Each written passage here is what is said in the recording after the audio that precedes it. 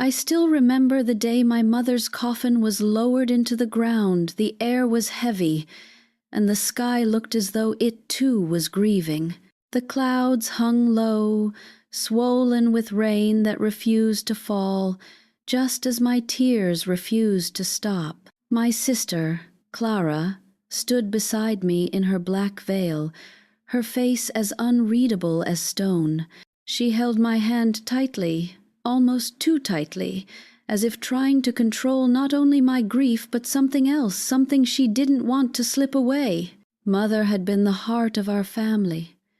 Every Sunday she cooked enough to feed half the town, and her laughter could silence every sorrow in the house. But when she died, everything felt hollow. Even the walls of her home seemed to echo differently. I thought losing her was the worst thing that could ever happen to me. I didn't know then that the real betrayal was still buried deeper than her grave. After the funeral, the lawyer spoke briefly about documents and estate matters. I was too broken to listen. Clara, being the older sister, nodded along, said she'd handle everything, and I believed her. I trusted her more than anyone in the world. For years, she'd been my second mother, the responsible one, the calm one, the one who never lost control. She told me not to worry, that Mother hadn't left much besides the house, and since I was married and settled, it would be best if she stayed there to take care of things. I agreed. I had no reason not to, and for 20 years I never questioned her. Life moved forward in a quiet, predictable rhythm. My husband and I lived in a small town an hour away, and Clara would call every now and then, telling me about repairs she was making to the house, or about the neighbors who missed Mother. Sometimes she sent me pictures of the garden roses in bloom, lilies by the porch, everything looking exactly as Mother had left it. It gave me peace, thinking the house was still alive under Clara's care.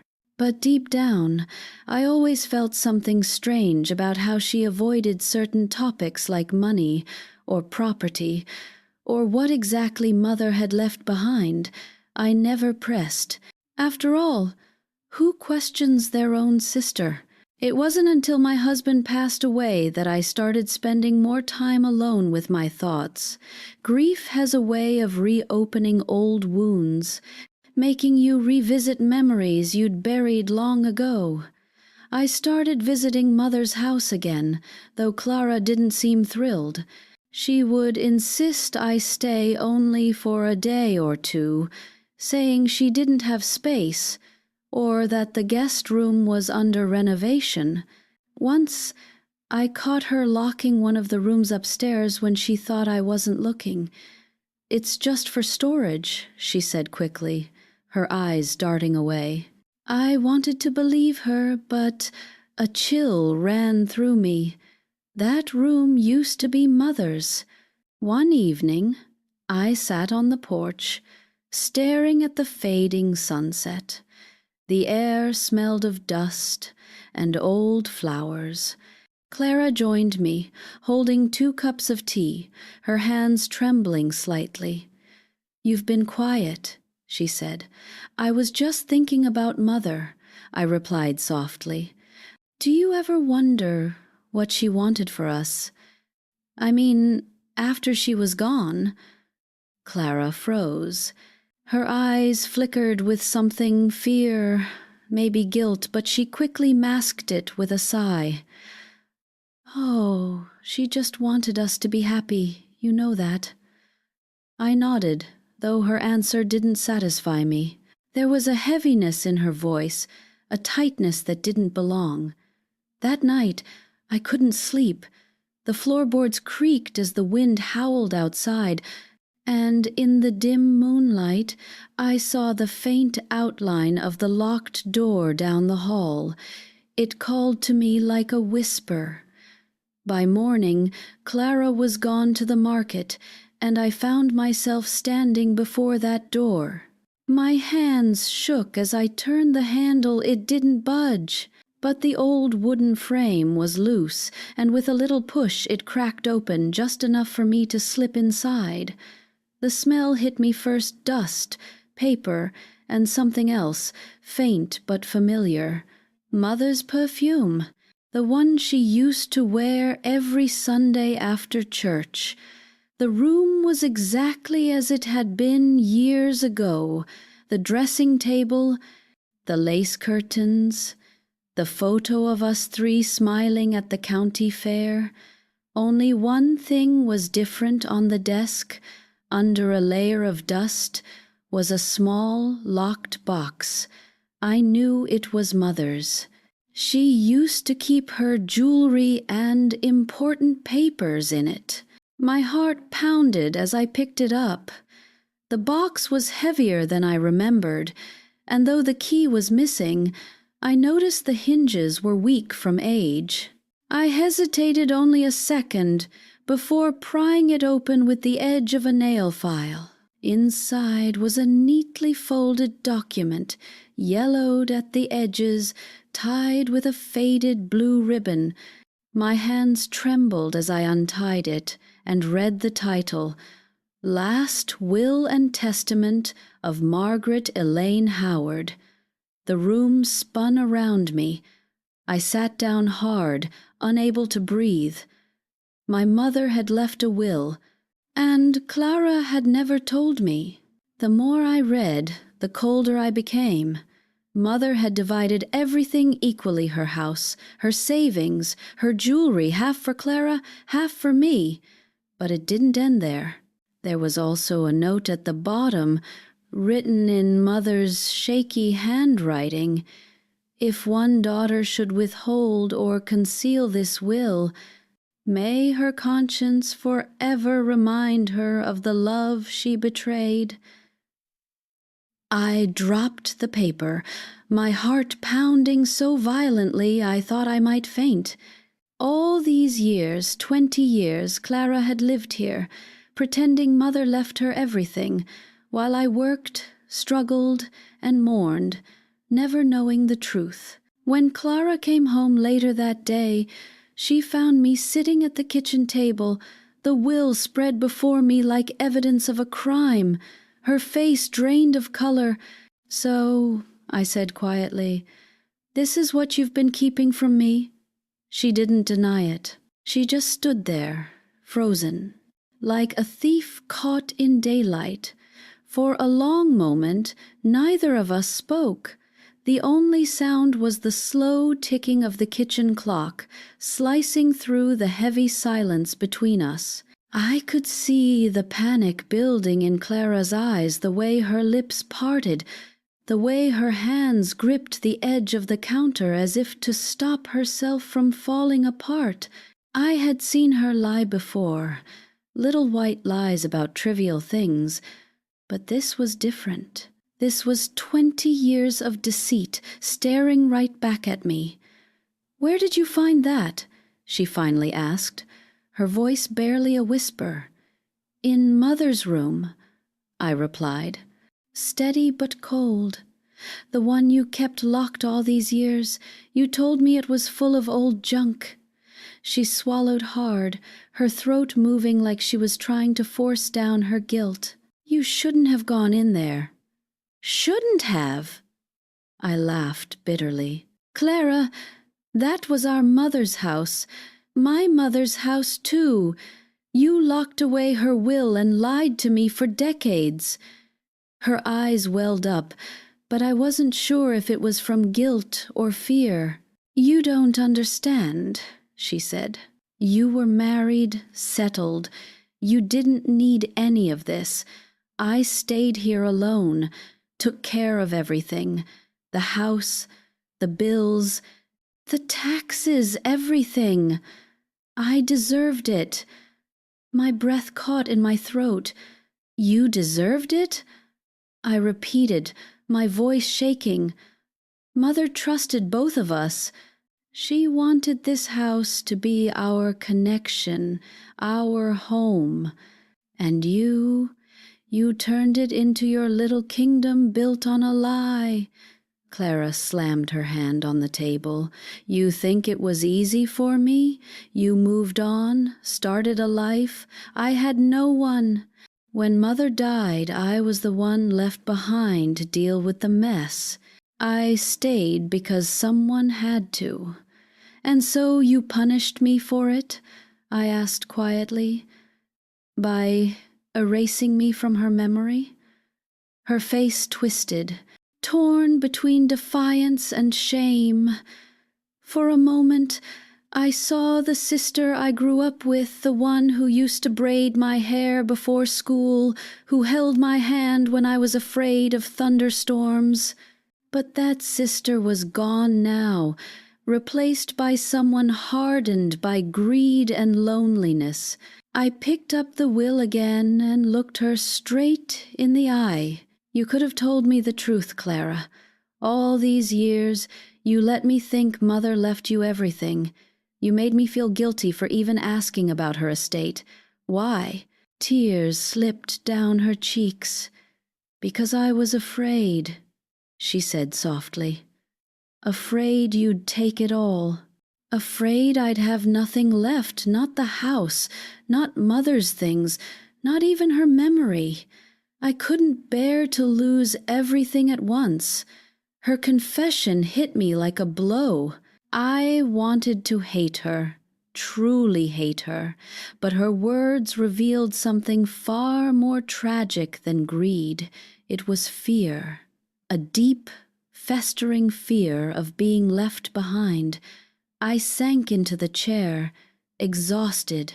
"You didn't just steal money, Clara," I whispered. "You stole time. You stole 20 years of honesty, of sisterhood."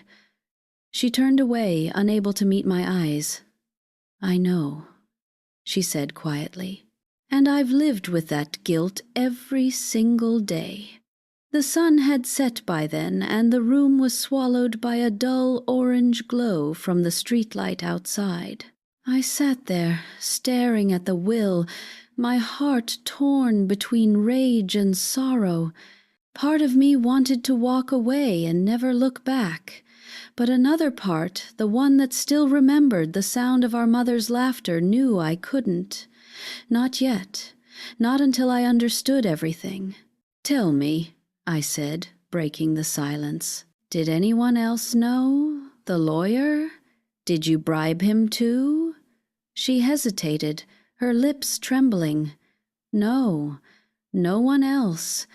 The lawyer sent me both copies of the will. I hid one and told him Mother wanted to leave everything to me.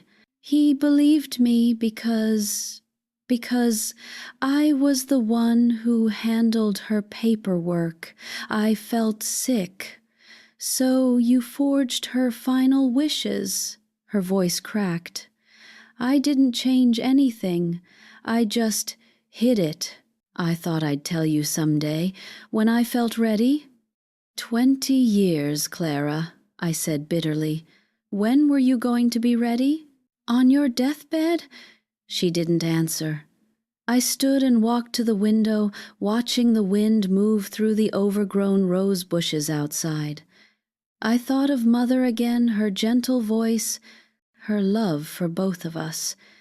She would have never wanted this. She would have been heartbroken to see how her daughters had turned against each other. When I turned back, Clara was sitting down, her face buried in her hands. "What are you going to do?"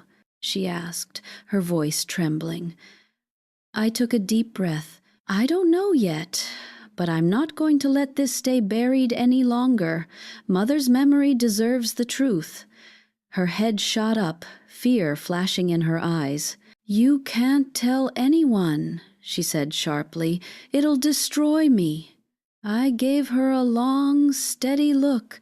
Maybe that's what should have happened 20 years ago. She flinched, and for a moment I thought she might lash out, but instead she broke down, sobbing uncontrollably. I stood there, motionless, torn between compassion and fury. Later that night, I couldn't sleep.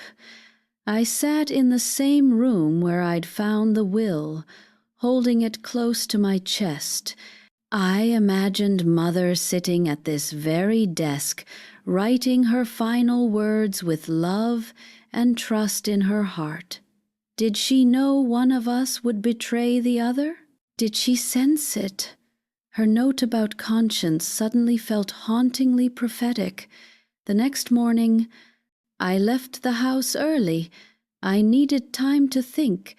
I took the will to the old attorney's office downtown. The man who answered wasn't the same lawyer, but his son now running the firm. When I showed him the document, he looked stunned.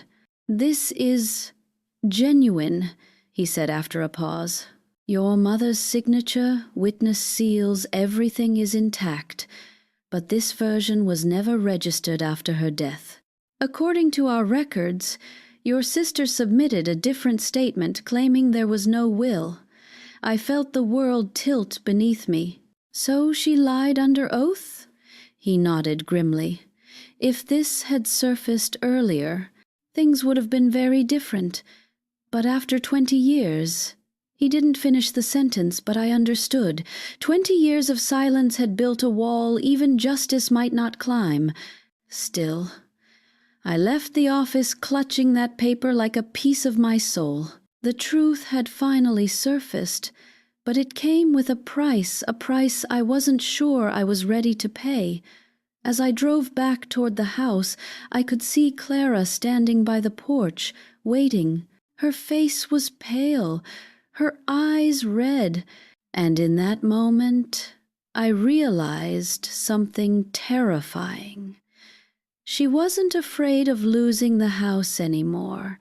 She was afraid of losing me. When I parked outside the old house, Clara was already pacing on the porch, her eyes swollen and restless.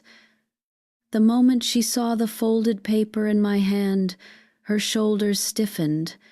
She didn't even wait for me to get out of the car before blurting, "Where did you go?" "To the lawyer," I said simply, stepping onto the porch.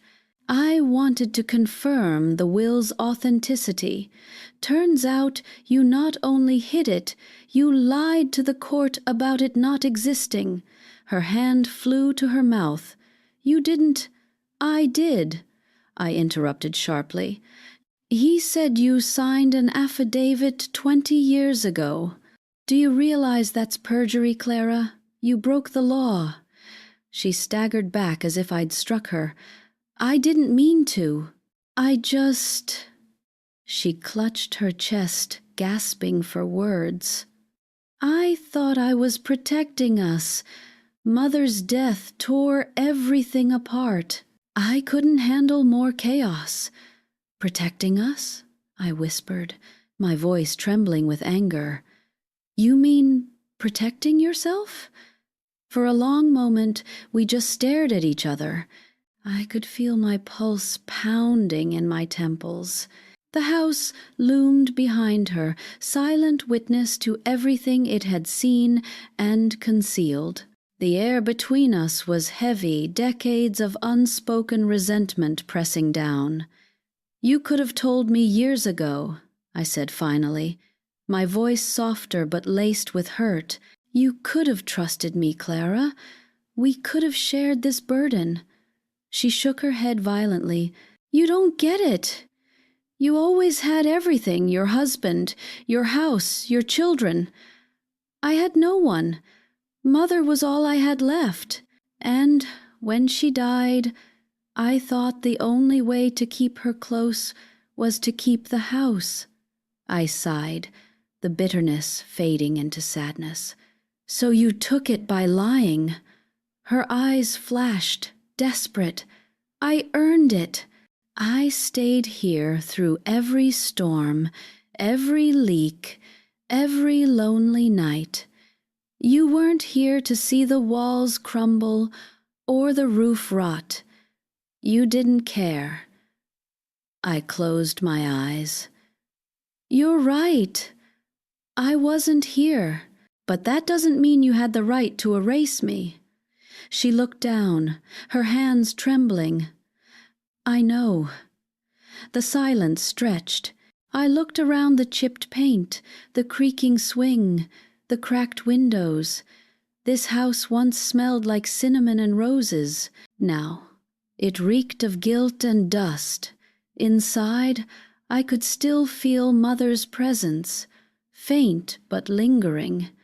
It was like she was watching us, waiting for us to finally face what we'd both been avoiding. I took a deep breath. "Clara, I'm not here for revenge. I just want the truth out. Mother deserves that." Her eyes filled again. "What will you do?" "I don't know yet," I said, "but I won't keep her will buried any longer." She turned away, her voice breaking. "If this gets out, I'll lose everything. The house, my reputation, my life here. Please, don't do this. Then you should have thought of that 20 years ago," I said quietly, and walked past her into the house. I went straight to Mother's old room. The box was still there, open, its contents now exposed. Alongside the will, I noticed something I hadn't before, a small, folded letter tucked beneath a ribbon. The paper was brittle, the ink faint, but it was addressed to me.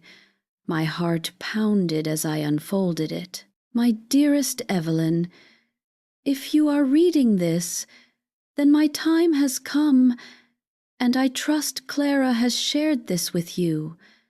You two are my pride, my heart. I pray you always look after one another. The house belongs to you both, not just for shelter, but for memories. Don't let the world or pride divide you. I have faith that love will outlast grief. Love always—" "Mother." My throat tightened. She had believed in us so deeply. She had trusted Clara completely. And Clara had betrayed that trust. When I turned, Clara was standing in the doorway, watching me with hollow eyes. "She wrote you too," I said softly, holding up the letter. She nodded weakly. "I know. You read mine?" I read everything," she admitted. "The day after the funeral, I found both letters. Hers to me said almost the same. 'Take care of your sister. Never let pride come between you.' But I was angry, Evie. Angry that she still treated us like children, even in death. I thought maybe she didn't understand how much I sacrificed. I felt tears sting my eyes. So you decided to rewrite her last wish?" Her voice cracked. "I thought I was doing what she would have wanted, keeping the home in the family, keeping it safe. You had your life. I had hers." I walked toward her slowly. "No, Clara, you didn't keep her memory alive. You trapped it. You turned her love into a possession." She flinched. "You think I don't know that? Every creak in this house reminds me of what I did. Every time I saw your face, I saw what I took from you. That's why I avoided you. I couldn't bear your kindness, your trust. It killed me." Her words broke something inside me. For the first time, I saw her guilt not as weakness, but as punishment she'd been living with every single day. "I can't undo it," she whispered. "But please, please don't destroy me now." I looked at her for a long moment. "I'm not here to destroy you, Clara, but I can't lie anymore. This house belongs to both of us, and Mother deserves her truth back." Her tears fell silently. "Then do what you must," she said, her voice barely audible. That night, I stayed in the house again. I couldn't sleep. My mind replayed every memory, every laughter, every argument we'd ever had as children. Somewhere between the pain and nostalgia, I realized how fragile the line between love and betrayal truly was. At dawn, I walked out to the garden. The roses had wilted, their petals brown and curled. I knelt down, brushing my fingers over the soil. Beneath all the decay, I could see tiny buds, new life struggling to break through. Mother had planted these. She once said roses were like family. They hurt you with their thorns, but still bloom in beauty if you nurture them right. And in that moment, I knew what I had to do. I wasn't going to take Clara to court. I wasn't going to expose her in front of the town. Instead, I'd rebuild what time had shattered, but not for her, for Mother. Still, I couldn't shake the feeling that the story wasn't over. Something about the will, the letter, the way Clara spoke, it felt like there was still more buried under those 20 years of silence. Something darker, and I was about to uncover it. The next morning, the air felt unnaturally still, the kind of silence that sits heavy in a house too full of memories. I made coffee for both of us, though neither of us touched it. Clara sat at the kitchen table, her eyes swollen and distant, while I stood by the window, staring at the garden Mother once loved so much. I couldn't sleep, I said softly, my voice breaking the quiet. I kept thinking, why did you really hide it, Clara? I mean the truth, not the excuse about protecting me. Her fingers tightened around her cup. I already told you. No, I said firmly, turning to face her. You told me what sounded justifiable, but 20 years is a long time to keep a lie alive. There's more. Isn't there? She looked up sharply, her eyes wide. For a brief moment I saw real fear flash across her face. Then she turned away. You don't want to know, she whispered. A chill ran down my spine. Don't tell me what I want. Tell me what you've been hiding. Clara stood abruptly, pacing the floor like a trapped animal. If I tell you, it'll change everything, she said.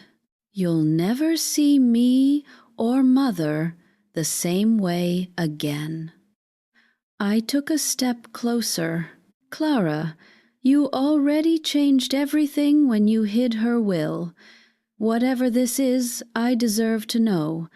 She stopped pacing, her face pale as death. Then she reached into the drawer near the sink, pulled out a small wooden box, and placed it in front of me. This was Mother's too. The box was old, carved with little daisies, her favorite flower. My hands trembled as I lifted the lid. Inside were letters, yellowed and brittle, bound together by a faded ribbon. Some were addressed to Mother, some to Clara. What are these? I asked, though part of me already feared the answer. Clara sank into the chair, covering her face with her hands. Letters from him, she said. From who? She looked up, tears spilling down her cheeks. From your father, I froze. My father? Yes, she whispered. Your father, not mine. For a moment, I couldn't breathe. The world seemed to tilt sideways. What are you saying? I'm saying, she said shakily, that we didn't have the same father, Evie. Mother never told you because she wanted to protect you. Your father was a married man. He loved her once, but he left when she got pregnant. I was already 5 when you were born. She told me never to say a word. My knees went weak. I sank into the chair opposite her, my mind spinning. So all those years, she made me believe we were full sisters? She didn't want you to feel less loved, Clara said. And you weren't. She adored you. But when she died, I found these letters in her drawer.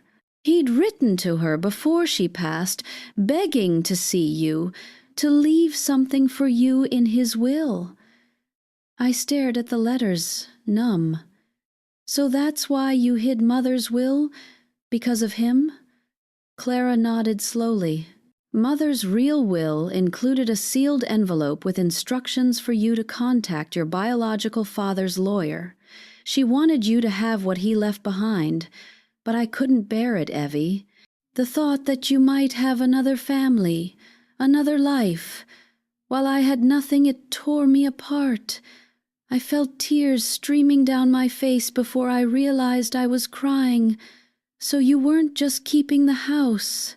You were keeping my past. Her voice broke. I was terrified, Evie. After she died, I was alone in this house, surrounded by ghosts. I didn't know who I was anymore. You had a family, a husband, a home. I had nothing except this place, and the fear that you'd find out and leave me behind completely. So I locked it all away, the truth, the letters, everything. I looked down at the letters again. My hands trembled as I picked one up, the paper thin and fragile. The handwriting was elegant, almost aching with regret. Margaret, I never stopped thinking of you. I know what I did was unforgivable, but I cannot die knowing my daughter doesn't know I exist. Please tell Evelyn I wish to see her once before I go.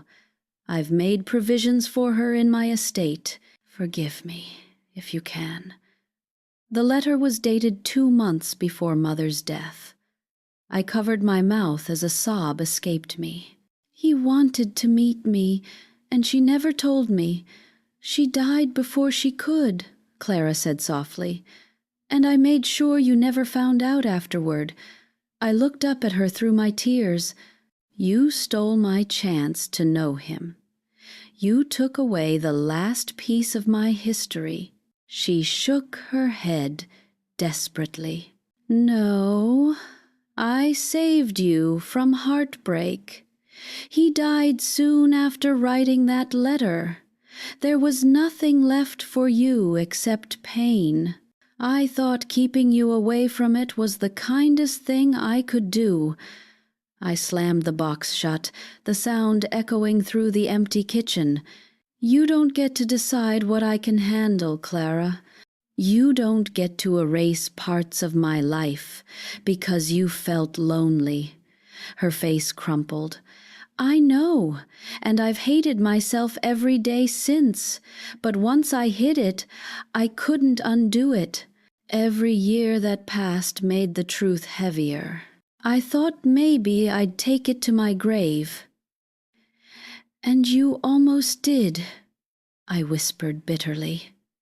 If I hadn't found the will, you would have buried this forever. She nodded. Yes. I stood up, pacing now. My chest felt tight, my heart torn between sorrow and fury. The letters in that box weren't just words, they were stolen time, stolen memories, stolen identity. My whole life had been built on a lie told by both my mother and my sister. After a long silence, I said quietly, "You'll give me everything. The will, the letters, everything that belonged to Mother. I'll decide what to do with them."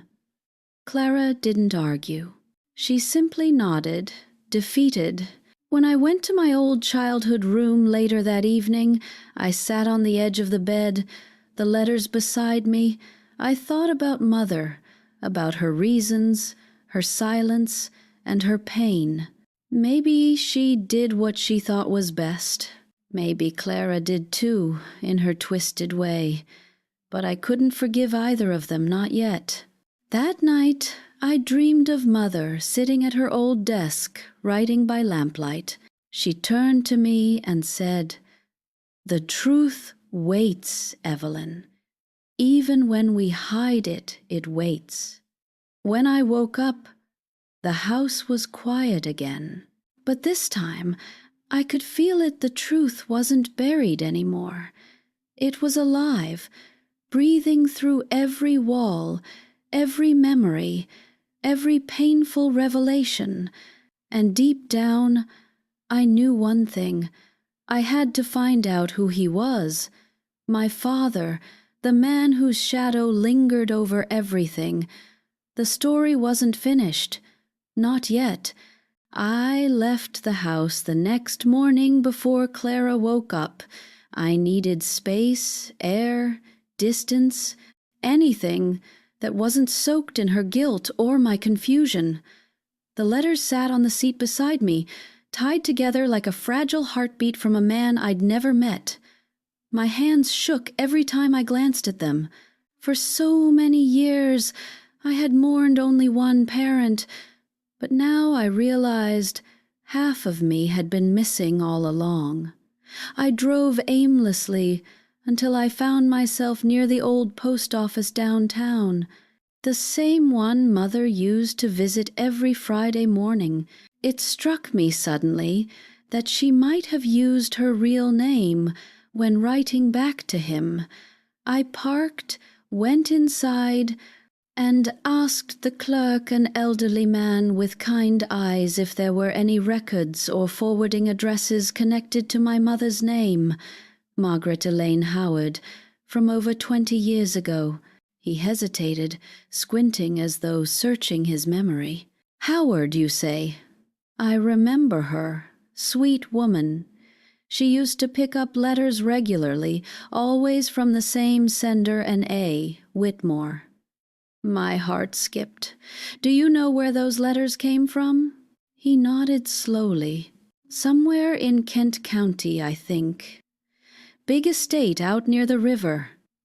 The name Whitmore sounded unfamiliar and distant, like a secret whispered by time. I thanked him and left, my pulse pounding. I sat in my car staring at the letters again. One of them had a faint address at the top, Ashbourne Estate, Kent County. My father had written from there. My mother had kept his words, but not his truth, and Clara had buried them both. I drove home in silence. Clara was on the porch, waiting. Her face looked older than ever, haunted, worn down by the weight of everything she'd done. When she saw the letters in my hands, she didn't speak, but I could tell she knew what I was planning. "You're going to find him," she said quietly as I walked past her. "I'm going to find me," I replied, not looking back. That night, I read every letter by lamplight, my tears staining the fragile paper. There were 13 in total, written over the span of 20 years. They spoke of regret, longing, and a desperate kind of love that never found peace. He wrote of leaving his wife, of wanting to see me, of sending money through Mother's lawyer to ensure I'd have a future. And in one letter, the last one, he wrote something that made my blood run cold. "If you won't let me see her, Margaret, then at least tell her the truth when she's grown. She deserves to know. And if I should die before that day, my brother Samuel knows everything. He will do what's right." Samuel Whitmore, that name burned into my mind like a brand. The next morning, I found myself driving again, following old maps and half-remembered directions until I reached Kent County. The countryside was breathtaking, rolling hills, mist curling around the trees, but I felt no peace, only a tightening in my chest. When I finally saw the wrought iron gate with a rusted sign that read Ashbourne Estate, my hands started to tremble. I parked near the entrance and walked up the gravel path. The mansion stood tall and lonely against the gray sky, its windows like watching eyes. I knocked on the door, my heart pounding so hard it hurt. An old man answered.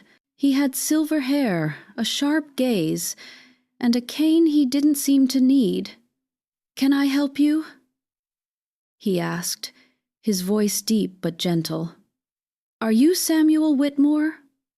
I asked, my voice shaking. He studied me for a long moment, and then something in his eyes softened. "You look just like her," he murmured. "Like Margaret." My throat tightened. "You knew my mother?" "I did," he said quietly. "And I knew your father better than anyone. I could barely breathe. Then you know who I am." He nodded slowly. "Yes, Evelyn, I've known about you all your life. Your father made me promise never to seek you out unless you came looking. He hoped you'd find the truth one day on your own." I felt my knees weaken. He wanted me to know?" "He did," Samuel said, motioning for me to come inside. The hall smelled faintly of cedar and old books. "Your father loved you deeply, though he never had the courage to face you. When Margaret refused his visits, he respected her wishes. But he never stopped writing, never stopped hoping she'd change her mind." I blinked back tears. "Why didn't he ever come himself?" Samuel sighed, lowering himself into a chair. "He was ill for many years, cancer. By the time he gathered the strength to go to your town, it was too late. Margaret was gone." I felt my heart sink. "And he died without ever meeting me." Samuel nodded. "He did. But he left something behind for you." He reached into a small drawer beside him and pulled out a thin envelope sealed in wax. "He gave me this in his last days, said it was for his daughter if she ever found her way here." My hands shook as I took the envelope. The seal was cracked with age, but still intact. Inside was a letter and a photograph. The letter read, "My dearest Evelyn, if you are reading this, it means you found your way to me through the maze of secrets that I never had the courage to undo. I wanted to meet you every single day of my life. You were the light that never went out in my heart, even when I lived in darkness. You have my name, Evelyn Whitmore, if you wish to take it, along with my love, which no time or distance can erase. Forgive me for the silence I left behind. I only hope your heart is kinder than my mistakes." The photo was of a man in his 50s, standing beside a riverbank. He had my eyes, my exact eyes. Tears blurred my vision. For a long while, I couldn't speak. Samuel just sat there quietly, letting me grieve for the father I never knew. When I finally looked up, I asked, "Did he leave anything else?" Samuel smiled faintly. "Just this house. It's been empty for years. He wanted it to be yours if you ever came." I shook my head in disbelief. "I can't take that." "You don't have to," he said kindly. "But at least know that you were loved, Evelyn, even when you didn't know it." The drive back home was a blur of tears and memories. For the first time in my life, I felt both whole and hollow at once. I had found the missing piece of myself, but it came wrapped in sorrow. When I pulled into the driveway, Clara was standing at the porch again. Her face was pale, eyes red from crying. I stepped out of the car slowly, clutching the letter. "I found him," I said softly. "Or what's left of him." She swallowed hard. "Do you hate me now?" I looked at her for a long moment. "I don't know yet," I said honestly, "but I know Mother's last wish wasn't for us to destroy each other. And for the first time in 20 years, we stood side by side in silence, not as enemies, not even as sisters, but as two broken women bound by love, lies, and the ghosts of our mother's choices. But deep inside, I knew one last secret still lingered, something Clara hadn't told me yet, something she feared more than losing me, and soon I would find out what it was. That night the house felt different, lighter, almost as if some curse had lifted. I sat by Mother's old desk, the lamp casting a warm glow over her photo. Clara came quietly, standing in the doorway like a child afraid of punishment. "There's one more thing," she whispered. "Something I never told you." I turned to her slowly. What could possibly be left? Her voice trembled. "The money from his lawyer, the inheritance meant for you, it came after Mother died. I didn't spend it on myself. I used it to save this house. The roof, the foundation, the taxes, everything. I wanted to keep her memory alive. I swear, Evie, I didn't steal it for greed. I did it so you'd have a home to come back to." For the first time, I saw not a thief, but a sister who'd clung too tightly to love. My anger melted into something softer. "I wish you'd just told me," I whispered. She nodded, tears falling freely. "I know, I was a coward." I reached out and took her trembling hand.